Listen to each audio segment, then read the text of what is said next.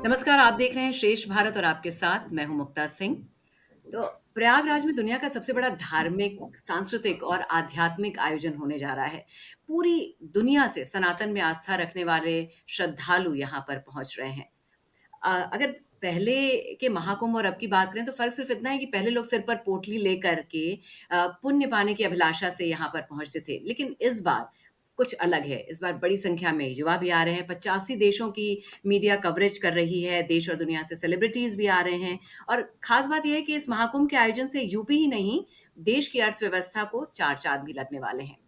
तो इस पर और जानकारी देने के लिए, हमसे बातचीत करने के लिए हमारे साथ खास मेहमान मौजूद हैं। हमारे साथ मौजूद है पंकज गांधी जायसवाल जी, जो कि उत्तर प्रदेश डेवलपमेंट फोरम यानी कि यूपीडीएफ के फाउंडर हैं। पेशे से तो सीए हैं, लेखक भी हैं। तो इनसे हम लोग सारी बातें जानेंगे, सुनेंगे। पंकज जी, नमस्ते, बहुत-बहुत स्वागत है आपका। नमस्कार मुक्ता जी। कैसे हैं आप? मैं बढ़िया हूँ। देख रहा हूँ महाकुंभ आपका ओजस्वी संबोधन। चलिए तो महाकुंभ की तैयारियां तो जोरों-शोरों पर हैं। तो हाँ, पंकज जी एक सभा में योगी जी ने कहा था कि विरासत से विकास को जोड़ने का ये आयोजन है। तो क्या ये सबसे बड़ा शाइनिंग एग्ज़ाम्पल है? ये मुंबई में एक हिंदू इकोनॉमिक फोरम के कार्यक्रम में मैंने सुना था योगी जी को कि इन्होंने बोला था। तो विरासत से विकास को जोड़ने का कार्यक्रम है क्योंकि कुंभ का जो इतिहास है वो काफ़ी पुराना है और इस कुंभ में ये इतना बड़ा आयोजन है और इसको हम कई एंगल से इसका जो है समाज की स्थापना में या राष्ट्र की स्थापना में या आर्थिक विकास में हम इसका प्रयोग और उपयोग कर सकते थे। भारत का जो सनातन धर्म है या जो सनातन प्रैक्टिस है भारत की, इसको भी हम विश्व में इसके माध्यम से प्रचारित प्रसारित कर सकते थे। ये इतना बड़ा आयोजन है, इसमें करोड़ों लोग आज ही नहीं मतलब जी। कई सालों से आप सदियों से आप देख रहे हैं करोड़ों लोग यहाँ आ रहे हैं। इसको कभी फ़ोकस बिंदु में लाया नहीं गया और इवन आफ्टर आज़ादी जब हमारा अपना देश था, हम जब आज़ाद हुए तो उसके बाद भी इस पे उतना फ़ोकस नहीं दिया गया जितना फ़ोकस जो है हम 2019 और अब के कुंभ में देख रहे हैं, जो प्रयागराज में हुआ है। तो ये बात सही है कि ये हमारे पास इतनी बड़ी विरासत थी और इसमें हमारे कल्चर से, हमारे संस्कृति से और हमारा जो सनातन धर्म है, इससे जुड़े लोग पूरे नॉट ओनली इन इंडिया पूरे दुनिया में लोग जहाँ-जहाँ वहाँ से आते हैं और एक साथ इकट्ठा होते हैं। ये 45 डेज़ में आपको इतने कलर मिल जाएँगे, इतने आपको जो है इतनी ज्ञान विधाएँ मिल जाएँगी, इतने जो है आपको नॉलेज मिल जाएगा जो आप जिसको अर्जित करने में आपको जो दशक लग जाएँगे। तो इतनी बड़ी पंकज जी संपत्ति बिल्कुल आपने अगर एक सही कहा। मेरे ख्याल से इतना बड़ा बड़े स्तर का आयोजन दुनिया में और कोई नहीं है। सही बात है ये? नहीं, नहीं इतना इतना बड़ा कहीं नहीं है। आप अभी जैसे 40 करोड़ का डेटा है, कोई जी। 40-45 बोल रहा है। आप दुनिया का कोई भी एक्सपो देख लीजिए, कहीं भी ओलंपिक से लगाया दुबई का एक्सपो देख लीजिए जो एक्सपो 2020 था, जिसको बोला गया था बहुत बड़ा एक्सपो होगा। ये फेयर ही है एक तरीके से ना, वो है या ग्लोबल विलेज देख लीजिए। कहीं भी ग्लोबल विलेज तो 6-6 महीने लगा रहता है। 6 बिल्कुल। महीने, 8 महीने ग्लोबल विलेज लगा रहता है, जिसको आप दुनिया का वो गाँव बोल लीजिए। वहाँ पे भी इतनी संख्या 8 महीने में नहीं आ पाती जितनी संख्या 45 दिन में आएगी। तो ये एक बहुत बड़ा जो है अवसर है दुनिया के लिए। 45 करोड़ लोग एक जगह आपको एक पर्टिकुलर जो है किलोमीटर में मिल जा रहे हैं और आ रहे हैं और जा रहे हैं, आ रहे हैं, जा रहे हैं। तो ये बहुत बड़ा इतना बड़ा एक्सपो तो दुनिया में बिल्कुल। कहीं नहीं मिलेगा। आप पेशे से सीए हैं, तो आज आपके साथ बातचीत करने का हमारा ये भी उद्देश्य है कि आप लोगों को ज़रा सरल तरीके से बताइए। जैसे आप बार-बार कहते हैं कि इकोनॉमिक अपॉर्च्युनिटीज़ की तरह आप इसको देख रहे हैं, अभी भी आपने ये बात कही। तो सबसे पहले तो ये बताइए कि पूरे देश के लिहाज से क्या एस्टिमेटेड नंबर है इस बार? देखिए, सरकार जो बता रही है 40 करोड़, 45 करोड़ है, तो मुझे लगता है कि इस पे विश्वास किया जाना चाहिए। हम क्यों बोले कि 40 करोड़ नहीं होगा और उसमें होता क्या है कि कई लोग 2-2 3-3 बार जाते हैं। जी, कुछ ऐसे नंबर भी होते हैं जो 2-2 3 दिन जो उत्तर प्रदेश के लोग हैं, एक बार खुद जाएँगे, एक बार रिश्तेदारों के साथ जाएँगे, एक बार जी। मित्रों के साथ जाएँगे। तो कई लोग तो 2-2 3-3 बार जाते हैं। तो संख्या जो है 40 करोड़ अगर सरकार बोल रही है तो मुझे लगता है अभी अविश्वास करने की कोई ज़रूरत नहीं है। जिस तरह से इन्होंने तैयारी की है, ये 40 करोड़ तक जा सकती है। और देश क्योंकि इसमें सिर्फ़ देश के लोग ही नहीं आ रहे हैं, देश के अलावा दुनिया से लोग भी आ रहे हैं। मॉरिशस से आ रहे हैं, दुबई से लोग आ रहे हैं। हम तो यूपी डायस्पोरा फोरम मैं उसका चेयरमैन हूँ, तो कई देशों से लोग पूछ रहे हैं कैसे आया जाए, कैसे जाया जाए? फ्लाइट के टिकट बुक करा रहे हैं, क्या अरेंजमेंट होगा? तो ये सब इंक्वायरी और पूछताछ जो है चालू हो गई है। तो मुझे लगता है कि ये नंबर जो है अचीव किया जा सकता है, और अगर ये नंबर अचीव कर लिया गया तो ये मतलब अपने आप में एक बहुत बड़ा रिकॉर्ड होगा, और ये जो है भारत की तस्वीर बदल सकता है। अभी कुछ दिन पहले आया था ना कि जीडीपी हमारी जो है कॉन्ट्रैक्ट हो गई है, 6.4 हो गई है, जो हमने एस्टिमेट किया था वो घट गई है। लेकिन उस जीडीपी के आंकड़े में शायद कुंभ का इफेक्ट उन्होंने नहीं लिया है, क्योंकि कुंभ का इफेक्ट अगर आप लेंगे, अगर सपोज करिए 40 करोड़ लोग आ रहे हैं, और मैंने जितने लोगों से बात किया उन लोगों का तो खर्च 1 लाख टू 1,50,000 जा रहा है। लेकिन अगर हम ओवरऑल, चूंकि गांव के लोग भी आएंगे, पास के लोग भी आएंगे, तो उनके घर से निकलने से लेके घर वापस आने तक का अगर हम खर्च जोड़ते हैं तो 10,000 रुपये आता है। बिल्कुल। तो 40 करोड़ में अगर आप 10,000 का गुणा कर दिए तो 4 लाख करोड़ का वस्तु एवं सेवा का जो वो है खर्च है, वो तो जो अनियोजित है, जो मतलब इकोनॉमी में किसी ने नियोजित में नहीं किया, तो वो तो होगा ही होगा 4 लाख करोड़ का खर्च।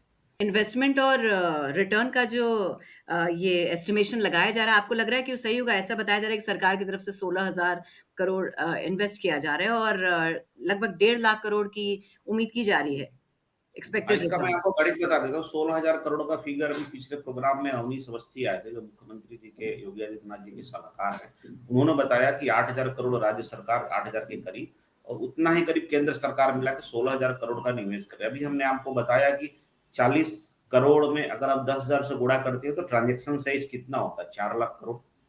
Estimated transaction size 4 lakh crore है। अगर हम 40 करोड़ की संख्या पास करते हैं, एवरेज जीएसटी ले लीजिए, कोई जीएसटी का रेट तो 0 to 28% है। हम एक एवरेज परसेंटेज पकड़ लेते हैं, 12% के करीब एवरेज जीएसटी आएगा। तो कुछ उत्पाद पे 0 होगा, कुछ पे 28 होगा, ऐसे करके। तो 48,000 करोड़ तो जीएसटी का कलेक्शन इस ट्रांजेक्शन से होगा। इसके अलावा 4 लाख करोड़ आप खर्च कर रहे हैं, तो जो रिसिपियंट ऑफ दिस एक्सपेंसिव जो होगा उसके लिए तो इनकम होगी, उसका भी इनकम टैक्स जनरेट होगा। There are lot of toll tax, RTO tax, अब बहुत सारे एंटरटेनमेंट टैक्स, फ्लाइट से जा रहे हैं तो उस पर टैक्स, बहुत सारे टैक्स, हॉस्पिटलिटी टैक्स, बहुत सारे टैक्स होंगे। अगर सब ऑल टुगेदर आप जोड़ दें तो अप्रॉक्स मुझे लगता है कि 1 लाख करोड़ का तो गवर्नमेंट रेवेन्यू होगा, और गवर्नमेंट का इन्वेस्टमेंट 16,000 है।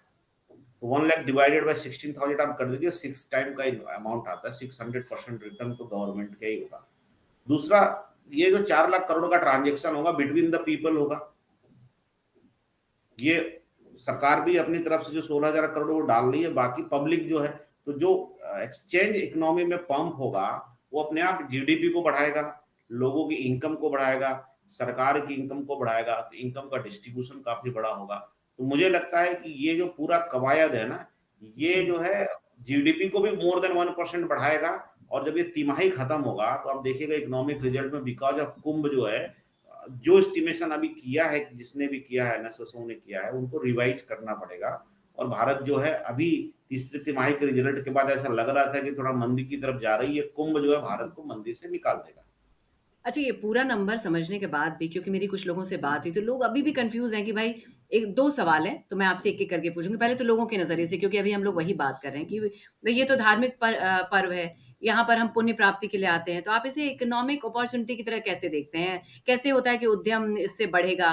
मतलब इसको ज़रा डिटेल में समझाइए लोगों को कि धार्मिक देखिए, पर्व इकोनॉमिक अपॉर्च्युनिटी की तरह कैसे हो सकता है? नहीं, इकोनॉमिक अपॉर्चुनिटी तो बाजार देखता है। ये धार्मिक पर्व है और इसकी प्योरिटी बरकरार रहेगी। यहाँ जो आते हैं, जो लोग कल्पवास करते हैं, वो लोग तो करेंगे ही। लेकिन इस प्रक्रिया में उनके जेब से जो खर्च होगा उसका क्या इम्पैक्ट होगा, जो मॉनेटरी खर्च होगा उसका क्या इम्पैक्ट होगा, उसको लेकर इकोनॉमिक इम्पैक्ट की बात हो रही। ये आयोजन इकोनॉमिक्स के लिए नहीं किया गया होगा। लेकिन जब समुद्र मंथन होता है, उसी तरह से जब एक कुंभ मंथन होगा, कुंभ मंथन के बाद एक बाई प्रोडक्ट इकोनॉमिक इम्पैक्ट के रूप में भी आएगा, क्योंकि इसमें खर्च हो रहा, सरकार भी कर रही है और लोग कर रही है, और पूरा इकोसिस्टम लगा हुआ। आप देखेंगे प्रयागराज में हर टैक्सी वाला जो है इसमें टूरिस्ट गाइड बना हुआ है। तो हर टैक्सी वाला टूरिस्ट गाइड बना हुआ है, तो हर जी। आदमी, लोग दुकानें लगा रहे हैं। इवन विज्ञापन बाजार जो आप देखेंगे, कहीं आप कॉन्फ्रेंस करती हैं तो पूछते हैं कितना क्राउड आएगा, 1000 आएगा, 10,000 आएगा, उसके हिसाब से वो विज्ञापन या स्पॉन्सरशिप देते हैं, depend on the crowd coming.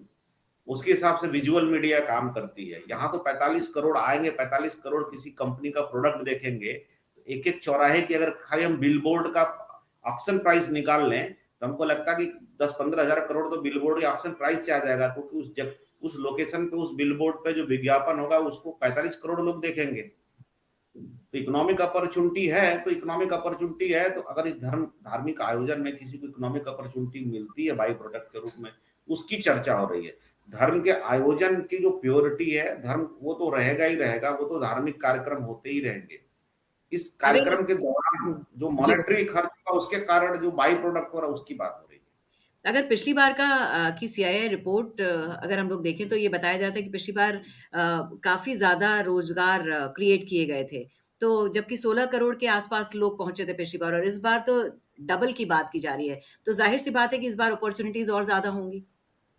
निश्चित तौर पे होगी, एम्प्लॉयमेंट भी बढ़ता है। उसके बाद क्या होता है कि इस आयोजन के बाद जब आप बहुत सी चीज़ें परमानेंट स्ट्रक्चर भी बन जाता है, वो भी इकोनॉमी में बूस्ट करता है।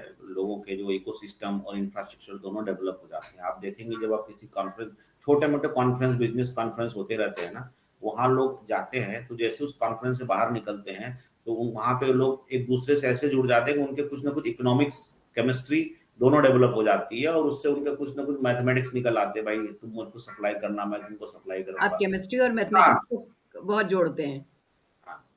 तो वो इंटरचेंज और exchange of people, exchange of knowledge, exchange of opportunities, ये इतना ज्यादा होगा कि इस केमिस्ट्री से ना बहुत सी चीजें निकलेंगी, बहुत सी धाराएं निकलेंगी, स्पिरिचुअल धाराएं निकलेंगी, इकोनॉमिक धाराएं निकलेंगी।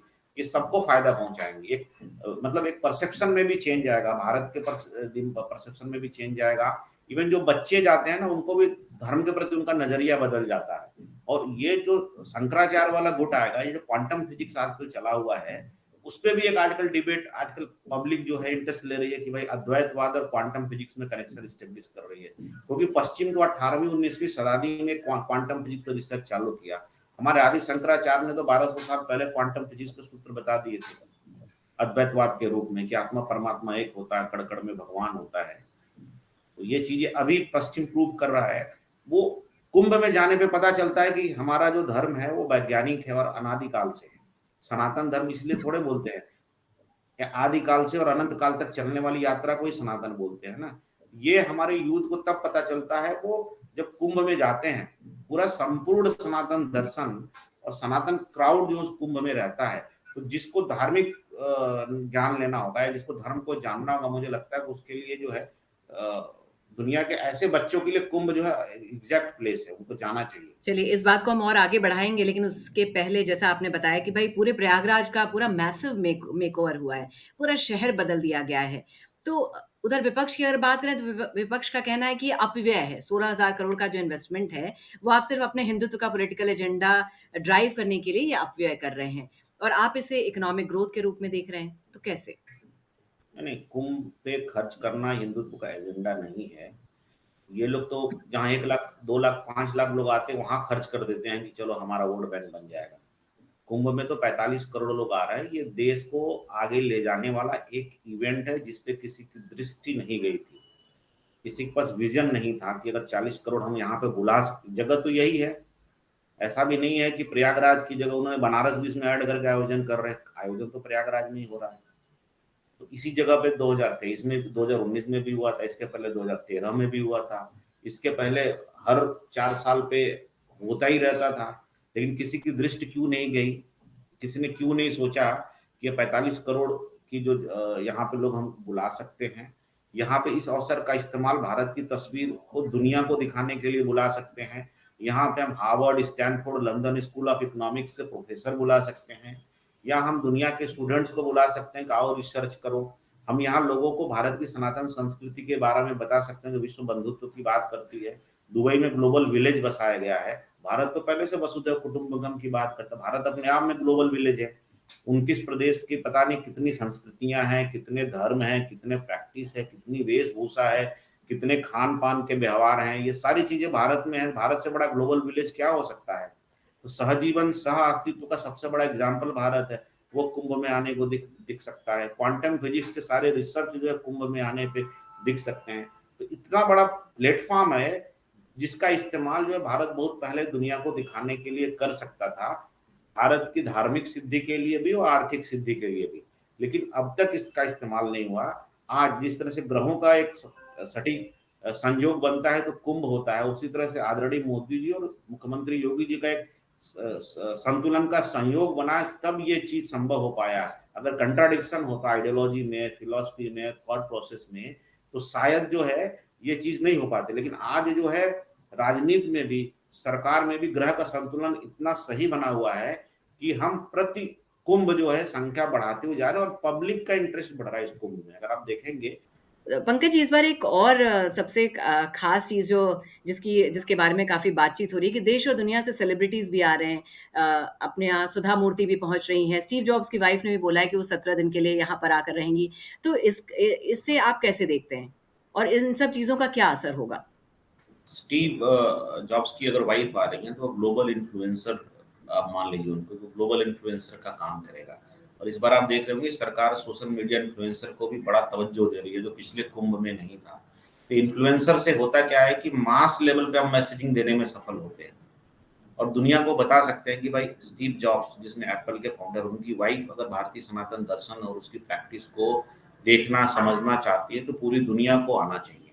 तो एक हमको लगता है कि ग्लोबल मैसेजिंग देने में हम सफल होंगे, और पश्चिम और यूरोप जो अंधाधुंध इंडस्ट्रियलाइजेशन में जा रहे हैं और जिसके कारण ग्लोबल वार्मिंग बढ़ रहा है, वो भी यहाँ आकर देखेंगे भारत की सनातन प्रैक्टिस को कि यहाँ एक सभ्यता ऐसी भी है जो प्रकृति आधारित है, और जिसके साथ साथ सारे सोशल प्रैक्टिस जो हैं वो प्रकृति आधारित है, जो कल्पवास की बात करती है, जो संतोषम परम सुखम पे आधारित है।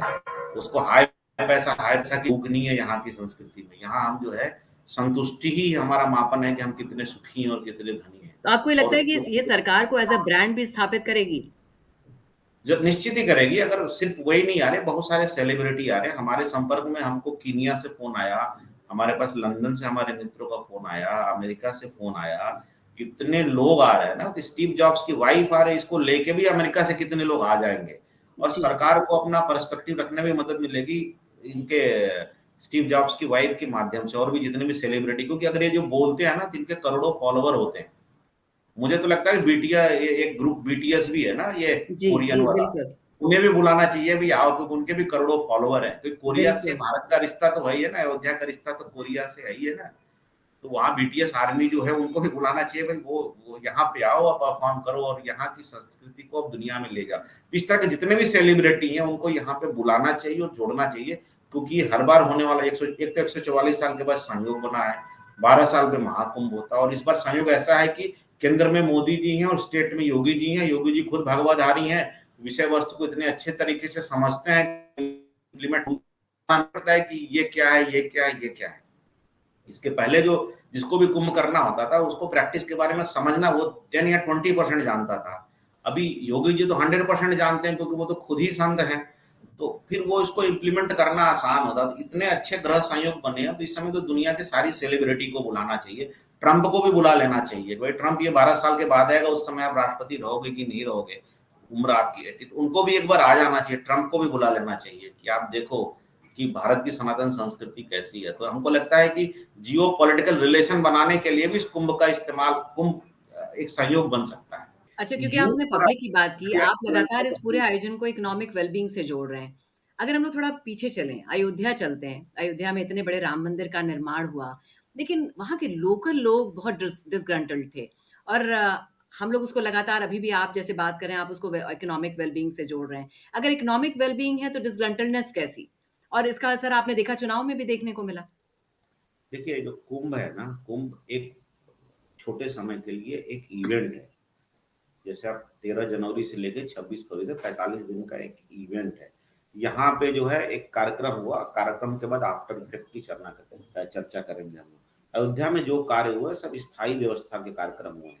वो जो है अनवरत और सतत चलने वाली एक व्यवस्था का निर्माण हो रहा है, जिसमें समय के साथ सबका समायोजन होगा। जब भी निर्माण होता है तो मान लीजिए कुछ चीजों को आपने हटाया वहां पे, फिर उनको कंपनसेशन दिया, तो लोकल लेवल पे कुछ ऐसा डिससेटिस्फेक्शन सेटलमेंट में हो सकता है।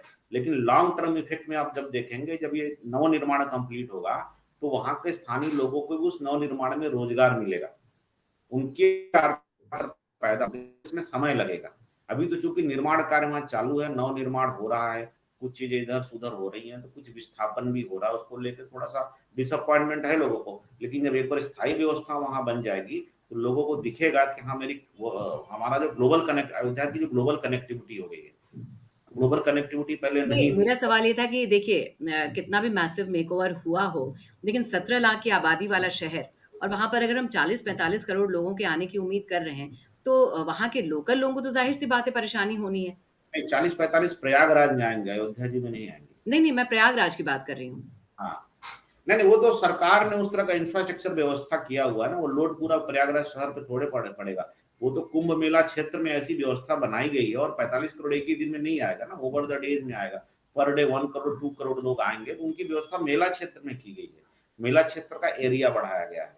वो ऐसा नहीं है कि वो शहर पे लोग आएँगे, उनके सीवेज की भी व्यवस्था की गई है, कैसे उनको सीवेज का निस्तारण किया जाए। उसके लिए उन्होंने पूरा डिजिटल महाकुंभ, उन्होंने पूरा क्यूआर कोड से पूरा मेला क्षेत्र को भर दिया है, तो वो जो भीड़ आएगी वो मेला क्षेत्र में आएगी, तो शहर पे भार नहीं पड़ेगा। हाँ, सुवेज ट्रीटमेंट कैसे करेंगे उसकी सारी व्यवस्था ये सरकार यही तो कर रही है। आप देखिए, ये 45 करोड़ का इस बार संख्या है। पिछली बार जो कुंभ हुआ था, आपको कोई इस तरह की शिकायत मिली थी क्या कि ओवरबर्डन सिटी हो गया था, या सिटी में जो है पॉपुलेशन ब्लास्ट हो गया था, या इतनी भीड़ के कारण अव्यवस्था हो गई थी?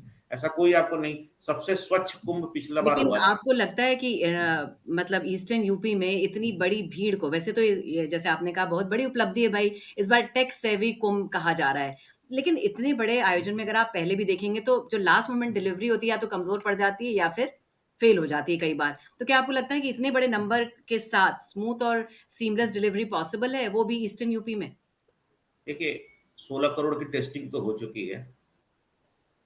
और आप ये बताइए, 16 करोड़ की जब टेस्टिंग हुई थी तो क्या ऐसी कोई चीज आपको देखने को मिली थी कि अव्यवस्था का शिकार हुआ है? आप बताइए हमें, कुछ आपको ऐसा सूचना आई थी या कोई खबर आई थी कि नहीं यहाँ पे जो अव्यवस्था हो गया? पिछली बार के कुंभ की बात मैं कर रहा हूँ, पिछली बार के अर्ध कुंभ की 16 करोड़ में एक टेस्टिंग होता है ना, टेस्टिंग के बाद अभी फाइनल राउंड में होगा, तो हम क्यों शुरू से नेगेटिव रहे? हम बिल्कुल। क्यों कहें कि नहीं होगा? जब सरकार 16 करोड़ की व्यवस्था कर चुकी है और इस बार मेला क्षेत्र को और विस्तारित कर चुकी है और सुविधाएं इस 5 साल में बढ़ गई है। पिछली बार डिजिटल महाकुंभ नहीं था, तो ईज ऑफ मैनेजमेंट जो है, because of this digital Mahakumbh बढ़ रहा है। लोग ट्रेस हो रहे हैं, एआई कैमरे लग रहे हैं, लोगों को अपने मोबाइल पे रूट पता चलेगा, किधर जाना है, हम कहाँ हैं, कोई लॉस्ट हो जाता है तो एआई से निगरानी हो रही, वो मिलेगा। टॉयलेट कहाँ जाना, सारे मैप आपके मोबाइल में, जो पिछले कुंभ में नहीं था। तो ईज ऑफ जो ये सवाल है मैनेजमेंट है कि वो तो बहुत बढ़ बहुत गया। सारे ऐसे भी लोग आएँगे जो शायद ये मैप देखना ही ना जानते हो। नहीं, ये बात सही है, तो उसके लिए तो उन लोगों ने, पिछली बार भी लोग तो वहां थे ना बताने के लिए कहाँ क्या है। पिछली बार भी बहुत से लोग आए थे कि हम लोग भी मैप कहाँ इस्तेमाल किए थे, लेकिन चीजें हुई थी ना, तो वो तो मिक्स क्राउड रहेगा ही रहेगा। लेकिन इस बार वो संख्या ज्यादा रहेगी, क्योंकि भारत में सबसे अधिक स्मार्टफोन सबके पास है। वो संख्या ज्यादा रहेगी, ठीक है, वो 100% लोग नहीं रहेंगे। तो 100% लोग नहीं रहेंगे, यानी तो ये आप ये पिछली कहना बार। चाहते हैं कि जो लोग मैप नहीं देख सकते या जो लोग डिजिटली अवेयर नहीं हैं, उनके लिए भी सुविधा है? हाँ, सहायक तो वहाँ हर जगह मौजूद है, पुलिस और सहायक की व्यवस्था हर जगह है। क्योंकि पिछली बार तो ये मैप तो नहीं था, डिजिटल ऐप और मैप दोनों नहीं था, तब भी लोग अपने गंतव्य पे पहुंचते थे। तो वो संख्या तो अब मान लीजिए कि 20 करोड़ लोग इस बार ऐसे ही जाएंगे, 20 करोड़ लोग डिजिटल डिजिटल के थ्रू जाएंगे। नहीं, क्योंकि ज़ाहिर-सी बात है पहल तो बहुत अच्छी है, सेफ्टी और क्राउड मैनेजमेंट के लिए भी एआई का यूज़ किया जा रहा है। तो बस ये है कि इतनी बड़ी संख्या को मैनेज कर पाना भी ये सिंपल टास्क नहीं है, सीमलेसली हो मुझे जाए लगता है ये। कि मुझे लगता है योगी आदित्यनाथ चुनौती लेने में माहिर है, चुनौती को पूरा करने में माहिर है, तो उन्होंने खुद के लिए चुनौती स्थापित की है। तो लेट अस सी। यानी आप कह सकते हैं कि मुख्यमंत्री जी के एडमिनिस्ट्रेशन के ऑर्गेनाइज़ेशनल कैपेसिटी का भी एक बड़ा इम्तिहान है ये। आप देखिए, जब यूपी इन्वेस्टर समिट 2000 पहला वाला हुआ था 2018 में, तो 6 लाख करोड़ का निवेश आया था। और जब दूसरा हुआ 2023 में, तो 40 लाख करोड़ का आया, तो कितना 6.5 टाइम ज्यादा हो गया। तो जब निवेश में 6.5 का जंप मैनेज कर सकते हो, तो ये तो 2 गुना है। 16 करोड़ का चलिए, मतलब आपकी 16 बातें सुन करोड़। के बहुत ही आशावादी बातें हैं, तो सुन के अच्छा लग रहा है। ये इस बात आपने सही कही 2019 में देखिए दिव्य कुंभ, भव्य कुंभ और स्वच्छ कुंभ का नारा दिया गया था, इस बार डिजिटल कुंभ भी है। तो आपके हिसाब से कितना महत्वपूर्ण कदम है भारत के लिए विश्व मंच पर ये किस तरह के अवसर ला सकता है? भारत एआई का विश्व गुरु भी बन सकता है। एआई का इतना बड़ा एप्लीकेशन इतने बड़े पैमाने पे टेस्टिंग कहीं नहीं हुआ होगा जो कुंभ में होगा। मान लीजिए 45 करोड़ में 50% लोग डिजिटल यूज करेंगे, 50% नहीं करेंगे, तो 20-22 करोड़ लोग डिजिटल ऐप का यूज करके एक पूरी यात्रा को कंप्लीट कर रहे हैं। इतना बड़ा एक्सपेरिमेंट, इतना बड़ा एप्लीकेशन टेस्ट जो है कहाँ होगा? तो भारत अपने आप में एआई टेस्ट का विश्व मंच बन सकता है और हम एआई के विश्व गुरु बन सकते हैं, बता सकते हैं कि भाई भारत में एआई कितना सफल होगा। दूसरी बात, ये जो पूरा आयोजन है, भारत अपने सनातन दर्शन को भी विश्व में बता सकता है, क्योंकि इसमें दुनिया भर के विश्वविद्यालय से लोग यहाँ 8 रिसर्च के सब्जेक्ट दिए गए, उसमें रिसर्च करने आ रहे हैं। तो भारत का जो दर्शन है, जो सनातन दर्शन है, जो भारत के वेदों में छुपा हुआ है, भारत का जो अद्वैतवाद है, जिसपे दुनिया आज क्वांटम फिजिक्स पे रिसर्च करके नोबेल प्राइज ले रही है, क्वांटम इंटेंगलमेंट थ्योरी पे, एक छोटे से थ्योरी पे, जिसकी बातें हजारों साल से हमारे सनातन दर्शन में है, उससे दुनिया रूबरू होगी और हम बता सकते हैं कि भाई जो ज्ञान भारत में है ना, वो विश्व शांति लाने में सहायक हो। तभी तो कल भारत से ही तो निकला बुद्ध की धारा है, जो बोलती है युद्ध नहीं, बुद्ध से ही दुनिया में शांति आएगी। भारत से ही तो निकली महावीर जैन की धारा है। राम धर्म जो है, शासन में राम धर्म का जो है एक जो यहाँ पे व्याख्या है या यहाँ पे जो एग्जाम्पल, वो तो यही मिलता है ना। दुनिया राज धर्म से चलती है, लेकिन मुझे लगता है कि दुनिया मानेगी कि राम धर्म से बेहतर शासन चलाया जा सकता है, जिसमें सबको स्थान दिया जा सकता है। तो भारत के इतने दर्शन हैं, चाहे राजनीति के दर्शन हो या सभ्यता के स्थापना के दर्शन हो या सोशल प्रैक्टिस, इतने सारे दर्शन है, उससे परिचय कराने के लिए कौन सा मौका आएगा। ये तो 4 साल पे आने वाला मौका है, जिसमें हम दुनिया को भारत की संस्कृति के बारे में बता सकते हैं कि भाई जैसे देखो, हम आप हजारों साल पंकज जी बता रहे हैं कि भई इस आयोजन से आपने लगातार एक बात आप अपने पे बने हुए हैं कि भई इकोनॉमिक वेल-बीइंग इससे आती है। अगर ये आयोजन इकोनॉमिक डेवलपमेंट या वेल-बीइंग का ज़रिया है, तो क्यों हम इसकी कंटिन्यूटी बना नहीं पा रहे? मतलब कंटिन्यूटी बनी रहे इसके लिए हम इसको अलग-अलग शहरों में भी रेप्लिकेट कर सकते हैं। मतलब 45 दिन में तकरीबन 45 करोड़ लोगों की आप उम्मीद कर रहे हैं, बहुत बड़ा आयोजन है। तो इस देखिए, और जी, बताइए। कुंभ का अपना एक धार्मिक महत्व है और जो है अमृत ये मंथन के बाद जो है, समुद्र मंथन के बाद जो है, वो कलश से जो बूंदें जहाँ गिरी थी वहीं कुंभ होगा, और भारत के हर हिस्से में कुंभ नहीं हो सकता है। नहीं, कुंभ नहीं हो सकता लेकिन इस तरह के आयोजन किए जा सकते हैं। आयोजन किए जा सकते हैं, धार्मिक आयोजन किए जा सकते हैं, सांस्कृतिक आयोजन किए जा सकते हैं, वो होता है। लेकिन किसी एक विषय पे 45 करोड़ लोग इकट्ठा नहीं हो सकते। ये सनातन का ही एक ऐसा विषय है, कुंभ जो है, वो अमृत बिंदु गिरने का एक ऐसा विषय है और ऐसे ग्रह योग बनते हैं, जिसमें भारतीय संस्कृति के लोग इस ग्रह योग पे उस जगह जाना चाहते हैं, उससे उनको लगता है कि मोक्ष, मुक्ति और ज्ञान मिलेगा। तो ये धर्म से जुड़ा हुआ ऐसा संयोग है जो हर 4 साल पे मिलता है। इसके कारण 45 करोड़, 40 करोड़, 20 करोड़, 16 करोड़ या पिछले समय में 8 करोड़, 2 करोड़ लोग आए थे। ये उस ग्रह संयोग के कारण है और उस ग्रह संयोग पे गहरी आस्था जो भारतीय लोगों की है, उसके कारण एक क्राउड, ये हर जगह नहीं बनता है। जगह जगह छोटे पैमाने पे बनता है। जैसे आप मान लीजिए नाहन का मेला लग गया, माघ का मेला लग गया, तो लोग त्रिवेणी जी जाते हैं, अपने बगल की नदी में जाते हैं, वहाँ छोटे छोटे जो है मेले लगते हैं। और आपको हम यहाँ पे दो चीज, इकोनॉमिक वेल बीइंग की बात मैं कर रहा हूँ, दूसरा मैं भारत के सनातन दर्शन की भी बात कर रहा हूँ। भारत में जो अच्छा, इसके आर्थिक पहले कि आप विकास, आगे बढ़िए, आपने एक किताब भी लिखी है सनातन अर्थशास्त्र करके, ज़रा उसके बारे में बताइएगा। आपने टेंपल और रिलिजियस इकोनॉमी को इसमें बड़े बखूबी समझाया है। पेशे से सीए हैं लेकिन लेखक भी हैं। में सीए तो लेखक होता ही होता है ना, कभी ऑडिट रिपोर्ट लिखता है तो कभी किताब बिल्कुल, लिखता है, वो तो लिखता ही है। तो सीए आपने का काम ही सनातन पे पूरी किताब लिख डाली। जीवन भर पढ़ना और लिखना ही काम रहता है चार्टर्ड अकाउंटेंट का। बाकी जगह तो आप एप्लीकेशन में आ जाओगे।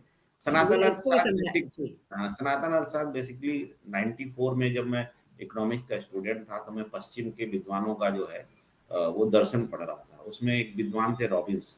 तो रॉबिन्स की एक थ्योरी थी कि साधन कम है और हमारी आवश्यकताएं अधिक हैं, तो इन कम साधनों का आवश्यकताओं के बीच बंटवारे को जो है स्कैरसिटी थ्योरी बोलते हैं, इकोनॉमिक्स बोलते हैं। मुझे लगा नहीं, ये गलत बोल रहे हैं, क्योंकि हमारे यहाँ तो कड़कड़ में भगवान की थ्योरी, यानी कड़कड़ मूल्यवान है। तो जो है हमारे पास संसाधन बहुत हैं, बट हमारी आवश्यकताएं जितनी जो है डेवलप हुई, उतना ही हम उन संसाधनों का विकास कर पाए। तो आवश्यकता अगर आविष्कार की जननी है, तो आवश्यकता भी अर्थशास्त्र की जननी है। तो सनातन अर्थशास्त्र ये बात बोलता है कि हमारे यहाँ संसाधनों की कमी नहीं है, यहाँ संसाधन बहुत ज्यादा है, लेकिन हम उतना जो है हम उसके बारे में दृष्टि नहीं डाल पाए, उसको खोज नहीं पाए। यहाँ कड़कड़ में भगवान है। जैसे हमारे यहाँ दर्शन है अहम ब्रह्मास्मि और तत्वमसी। तत्वमसी मतलब तुम में भी ब्रह्म है, अहम ब्रह्मास्मि, मैं भी ब्रह्म हूँ। मतलब हम दोनों में संपूर्ण संभावनाएं हैं। हम अपनी संभावनाओं का पूरा तरह से वो एक्सप्लॉयटेशन नहीं कर पा रहे हैं, हम अपने आप को खोज नहीं पा रहे हैं, अपने पोटेंशियल को खोज नहीं पा रहे हैं। इन्हीं सब चीज़ों को मैंने सनातन अर्थशास्त्र में लिखा, और सनातन अर्थशास्त्र का मतलब होता है, हमने जो डिफाइन किया सस्टेनेबिलिटी, सनातन का मतलब होता है सस्टेनेबिलिटी। ये ऐसी व्यवस्था है जो आदिकाल से चली आ रही है, अनंत काल तक चलेगी। और ये सनातन जब सस्टेनेबल है, तो हमारे यहाँ जो सनातन की प्रैक्टिस भी आप देखिए ना, पूजा पाठ से लेके, कृषि से लेके, सारी चीजें ऐसी है जो प्रकृति को नुकसान नहीं पहुंचाती है। तो हमारी जो इकोनॉमिक हमारा जो इकोनॉमिक डेवलपमेंट था वो इकोलॉजी के हिसाब से था। इकोलॉजी और इकोनॉमिक्स को एक साथ लेके चलते थे। पश्चिम के लोग क्या हुआ, वो इकोनॉमिक्स और इकोलॉजी एक साथ नहीं, जिन्होंने मशीनों का आविष्कार किया, भाप के इंजन का आविष्कार किया, इंडस्ट्रियल रिवॉल्यूशन आया, उसके बाद प्रदूषण बढ़ने लगा वातावरण में, आज ग्लोबल वार्मिंग बढ़ रहा है। हम जो है एसडीजी की बात कर रहे हैं, आज पश्चिम जो है सस्टेनेबल डेवलपमेंट गोल की बात कर रहा है, जबकि भारत का जो सनातन चरित्र है, जिसको हमारे ऋषि मुनि और लोगों ने समाज की स्थापना, सभ्यता की स्थापना में विकसित किया, वो सारी चीजें सस्टेनेबल प्रैक्टिस पे आधारित थी। तो हमारा जो पूरा इकोनॉमिक डेवलपमेंट हुआ ना, वो सस्टेनेबल प्रैक्टिस के आधार पर हुआ। चाहे आप पूजा पाठ की, हम लोग ने क्या किया, हमने ईश्वर को और वृक्ष को प्रकृति से जोड़ा। सूर्य हमारे लिए क्या है, भगवान है, जबकि सूर्य ऊर्जा का सबसे बड़ा स्रोत है। वृक्ष को हमने क्या किया, पूजा से जोड़ दिया। पीपल को हमने पूजा से जोड़ दिया। पीपल हमारे लिए सबसे अधिक ऑक्सीजन देने वाला है। तो बहुत सारे वृक्षों को हमने इसलिए जोड़ा पूजा पाठ से कि हम वृक्ष का संरक्षण कर सके। तो हमारी जो सनातन प्रैक्टिस है वो इकोलॉजी के हिसाब से, ये बेसिकली हमारी सोशल प्रैक्टिस ही जो है सस्टेनेबिलिटी के हिसाब से, इसलिए हम इसको सनातन बोलते हैं। पश्चिम में ऐसा नहीं है, वो मशीनों के इस्तेमाल से सामाजिक व्यवस्था लाते हैं। हम अपने यहाँ सस्टेनेबल प्रैक्टिस के हिसाब से सनातन व्यवस्था लाते हैं। इसलिए हम बोलते हैं कि तुम्हारे में भी ब्रह्म है, तत्वमसि अहम ब्रह्मास्मि, हमारे में ब्रह्म। हम एक दूसरे को ब्रह्म मानते हैं, यानी हम एक दूसरे का रिस्पेक्ट करते हुए सोशल को एग्जिस्टेंस की बात करते हैं कि हम भाई एक सहजीवन सह अस्तित्व, हम तुम्हारे भी अस्तित्व को मानते हैं, हम अपने भी अस्तित्व को मानते हैं। तत्वमसि अहम ब्रह्मास्मि का जो सार में बोलेंगे यही है कि तुम में भी ब्रह्म है, हम में भी ब्रह्म, हम में एक ही चेतना का जो है विस्तार है। हम दोनों एक दूसरे अभी तक से। जिस भी सीए से बात की थी, वो हमेशा नंबर ही जोड़-तोड़ की बात करते थे। आपने जितने सुंदर तरीके से ईश्वर और प्रकृति का मेल बताया है, और वो वाक़ई बहुत ही काबिल-ए-तारीफ़ है। और हमने वही सनातन अर्थशास्त्र में लिखा हुआ है। नहीं, नहीं, और जिस तरह से लेकिन आपने एक्सप्लेन किया है चीज़ों को, और बहुत अच्छे से आपने सारी बातें दर्शकों को समझाई है। एक और चीज़ आपके बारे में बड़ी इंटरेस्टिंग है, हमने कहीं सुना था, हम चाहेंगे, आपका नाम पंकज जायसवाल है, आप लिखते हैं पंकज गांधी जायसवाल। ज़रा, क्योंकि दर्शक आपको सुन रहे हैं, तो आप ज़रा इसके पीछे की कहानी बता दीजिए। ये एक्चुअली व्यक्तिगत प्रश्न है, सार्वजनिक प्लेटफॉर्म बार-बार कहना जो है। जब मैं मुंबई आया था तो यहाँ पे जो बीच में एक प्रथा है कि आप जो पिताजी का नाम लगाएँ बीच में।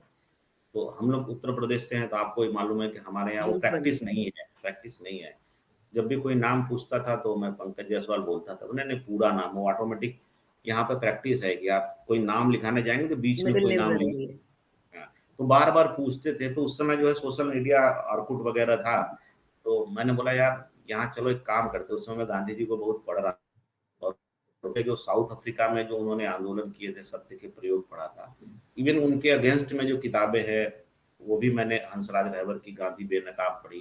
गोपाल गोडसे भी किताब मैंने गांधीवत और मैं पढ़ी। तो मैंने दोनों चीज़ों का अध्ययन किया, ऐसा नहीं था कि यूनिलैटरल हम सिर्फ एक साइड। मैंने केवल गांधी जी के बारे में गांधी जी की या रामचंद्र गुहा की किताब पढ़ ली। मैंने गोपाल गोडसे की भी पढ़ी और हंसराज रहबर की भी पढ़ी। और मुझे लगा कि गांधी जो है भारत, अब भारत के बाहर गांधी का जो दर्शन है, ये काफ़ी मतलब इम्पोर्टेंट है और इसकी काफ़ी वैल्यू है और इनको फॉलो किया जाना चाहिए। आज के दौर में जो है, गांधी जो है अपने आप में एक बड़ा संदेश है शांति लाने के लिए। अंग्रेजों को भगाने वाला व्यक्ति जो उस समय सबसे बड़ा बड़ा ताकतवर संगठन था, गांधी जी ने किस तरह से उसको किया और किस तरह से उनसे लड़े और सबको लेकर साथ चले। तो मुझे लगा गांधी से बड़ा चरित्र नहीं होगा, और राष्ट्रपिता वो वही है, तो चलो पिता की जगह बीच में हम राष्ट्रपिता का नाम लगा लेते हैं। तो वो चलिए, वाह! प्रैक्टिस हमने जो है पंकज गांधी जायसवाल एक सोशल मीडिया में हमने नाम चालू किया, जो बाद में बड़ा हिट हो गया। अब लोग जो है पंकज गांधी जायसवाल ही बोलते हैं। मेरा सर्टिफिकेट का नाम पंकज जायसवाल है, बट सोशल मीडिया में पब्लिक प्रोफाइल में पंकज गांधी। तो मैंने किताबें भी, आर्टिकल भी जो है पंकज गांधी जायसवाल से लिखना चालू किया। बढ़िया, तो मैंने बड़ा अच्छा भी लग रहा है सुनने में, पंकज गांधी जायसवाल। चलिए, बहुत-बहुत शुक्रिया, आप हमसे आपने इतना टाइम निकाला और बहुत ही सरलता और एक अच्छे एक इसमें तरीके से। मैं गांधी जी पे एक चीज बताओ कि अ, चरखे का जो उपयोग जो है, उनके दूरदृष्टि क्या थी। चरखे से तो सस्टेनेबिलिटी आती है, क्योंकि मशीनों का इस्तेमाल नहीं होगा तो प्रदूषण नहीं होगा। वो मैनचेस्टर में जो है, मैनचेस्टर की इकोनॉमी और अंग्रेजों पे दबाव बनाने के लिए उन्होंने बोला कि हम अपने यहाँ चरखे से कपड़ा बनाएँगे तो वहाँ इंडस्ट्रियल प्रोडक्शन कम मतलब वो प्रभावित होगा। तो यहाँ बैठे-बैठे मैनचेस्टर में प्रभाव डालने के लिए उन्होंने यहाँ पे चरखे का प्रयोग किया था। तो चरखे से उन्होंने साम्राज्यवाद की नींव कई लोग बोलते हैं ना चरखे से आज़ादी कैसे आई? तो उसके अगर पीछे जाएँगे तो चरखे से उन्होंने साम्राज्यवाद की नींव हिला दी थी। उसके पीछे उनका आइडियोलॉजी और कांसेप्ट ये था। तो छोटी-छोटी चीज़ों से जो है उनसे बहुत कुछ सीखा जा सकता है गांधी जी से, ऐसा नहीं है। गांधी जी जब पहली बार जज के सामने गए थे तो डर के भाग गए थे वो। काँपने लगे थे, हाथ-पाँव काँपने लगा था।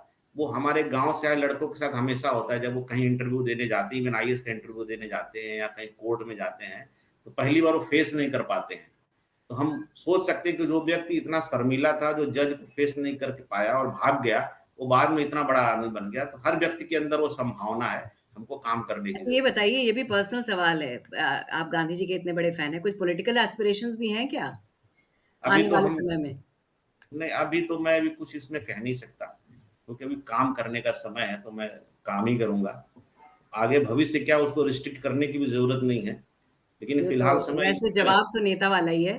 नहीं, नहीं, आप इसको नेता वाला मत समझिए क्योंकि लिमिट नहीं करना चाहिए अपने आप को। बिल्कुल, समय की बिल्कुल। धारा go with the flow, correct, मैं गो उस पे विद द फ्लो। विश्वास करता हूँ। अच्छा, एक लास्ट सवाल ये है, जैसे इस बार महाकुंभ में एक चीज़ और बड़े ध्यान दी गई है।